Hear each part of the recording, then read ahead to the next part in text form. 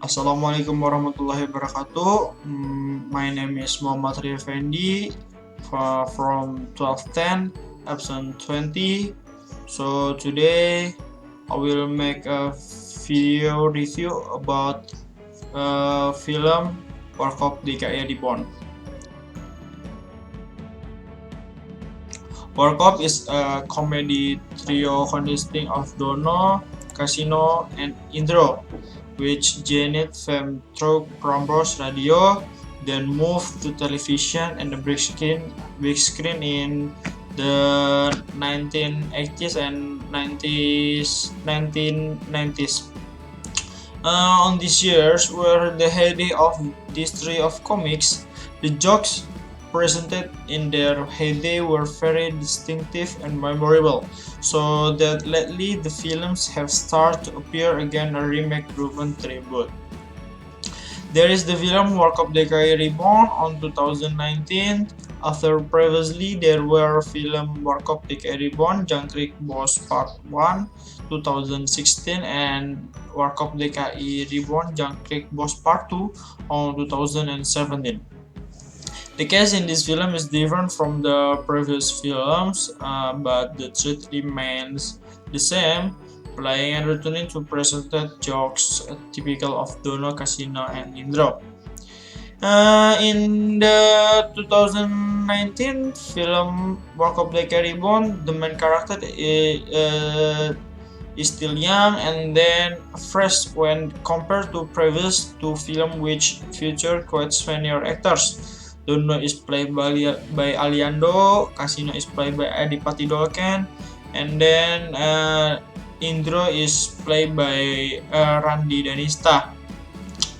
Previously, Dono, Casino, and Indro were played Abhinaya Prasetya, Vino G. Bastian, and Tora Sudiro. The comedy genre directed by Rako Prijanto and produced by Falcon Pictures. The film tells the story of Commander Chok who lost his confidence and then while he was in the middle of investigation money laundering in the Indonesian film industry. Dono, Casino, and Indro were recruited by Commander Chok to continue the investigation. As in most films, there is a plot twist in this film. While going undercover for information, the team meet Inca and problems start to arise. They were suddenly in one room and passed out. Then when they woke up, they were already in the desert. Absurd, yes, there's quite absurd.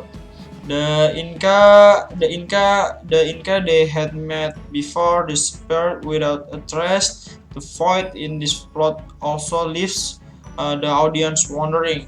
Maybe this is the purpose of writing because there will be a second part of this film, and then the storyline in this film feels less mature, and the comedy there is the same.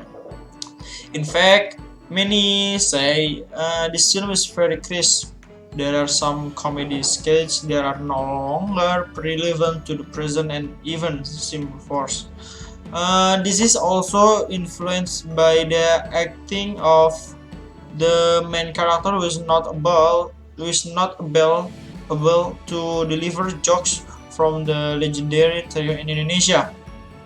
As a result, the audience who had been expecting Warkop's signature jokes were dissatisfied and instead questioned it. Even though it was not successful enough to get louder from the audience like the previous Warkop DKI Reborn film, there are several good points from this film, like there is a good cinematography and then quite unique shooting in several locations such as Morocco. Aliando's acting in playing Dono is also praiseworthy because it is much better when compared to the other two main characters. Many critics argue that with the allocation of funds and pre-existing reference, the way of telling films and delivering comedy can be much better than what is presented Unfortunately, many more are disappointed with the execution of this film. But this film is still worth it to watch uh, for your family. So that's it for the review. Thank you very much. See you next time. Bye.